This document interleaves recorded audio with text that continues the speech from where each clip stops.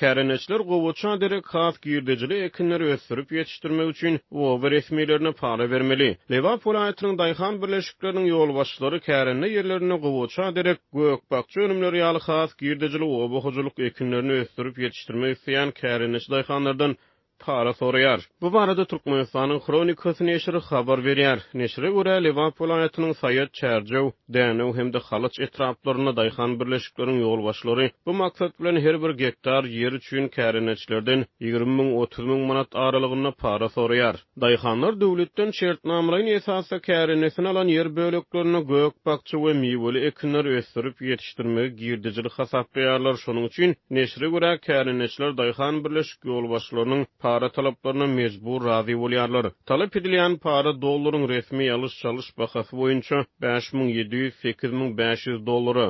Gara bazar narxy boýunça 1.000-1.500 dollary barabar bolýar. Lewapda daýhan birleşik başlyklarynyň käreneçlerden her gektar ýer üçin 14.000 manat meşburuna para soramaklary marada oba resmileriniň daýhanlardan her gektar ýer üçin ekarançylygyň piri baba daýhanyň ýoluna 10 manat meşburuna sadaka soraýan wagtlaryna gabat gelýär. Ýatdasa Azatlyk radiosynyň habarçysy 28 martda Mare trawynyň çägine ýerleşýän daýhan birleşikleriniň ýolbaşçylarynyň käreneçlerden her bir gektar yer bölegi üçin sadaka hökmünde 10 manat meşburuna pul toplaýanlyklaryny habar berdi. Şu günler Türkmenistanyň ýazgy ekiş mövsümi dowam edýär. Ekarançylyk mövsüminiň çäklerine ýurtda gowaça ekişine resmi taýdan 23 martda badylygy berildi. Türkmenistanyň Kronikasy neşri Lewapda özleriniň yer böleklerini gowaça derek ölje, erik, üzüm ýaly miweli ekinleri ösürip ýetişdirmek isleýän daýhanlaryň öňümizdäki 3-4 ýylyň dowamyny döwlet tawşyrygyndan azad edilýänliklerini aýdýar. Türkmenistanyň gowaça we buğday ekişine her ýyl 100.000 gektarlyk ýer bölünip berilýär. Şu ýyl Türkmenistan 580.000 gektar meýdany gowaça ekip 1.250.000 tonna paxta hasylyny öndürmegi göz öňünde tutýar. Geçen ýyl ýurt boýunça 620.000 gektar meýdany gowaça ekilipdi. Türkmen hökümeti geçen ýylyň ýygym mövsüminde 1.250.000 tonna paxta hasylynyň ýygnalanyny elan etdi. 2018 ýylyň güýdüne kabul edilen karara laýyklykda ýurtda paxtanyň döwlet satyn alyş narxy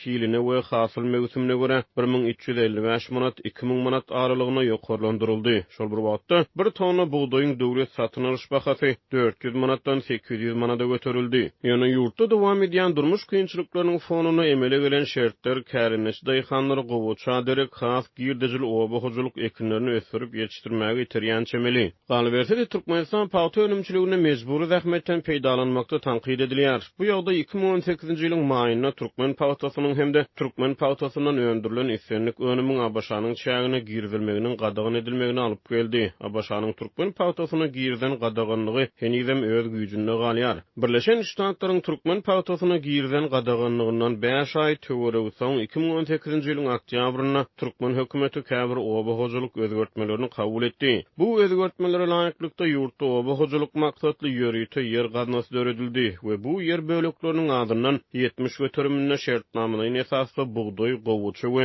döwlet tawşyrygynyň girýän beýleki oba hojaluk ekinleriniň hasylyny. Galan yer böleginde bolsa döwlet tawşyrygyna girmeýän oba hojaluk ekinleriniň hasylyny ýetişdirmek meýilleşdirildi. Şol ýylyň oktýabryna döredilen ýörüýte yer gaznasynyň meşburi tasdiklanyldy we paýdarlar jemgyýetine daýhan hojalyklary beýleki ýuridik şahslary hemde raýatlary bu yer böleklerini 99 ýyl içinde möhlet bilen peýdalanmagy bermek barada karar kabul edildi. Täze özgertmeleri garamazdan ýurdun oba hojaluk pudugy şol sanly ekarançylyk ýerleri berk döwlet gödäwçiligine galýar. Finçler Türkmenistanyň oba hojaluk pudugynyň işleriň gurumaçylygyny berk tanqid edýärler.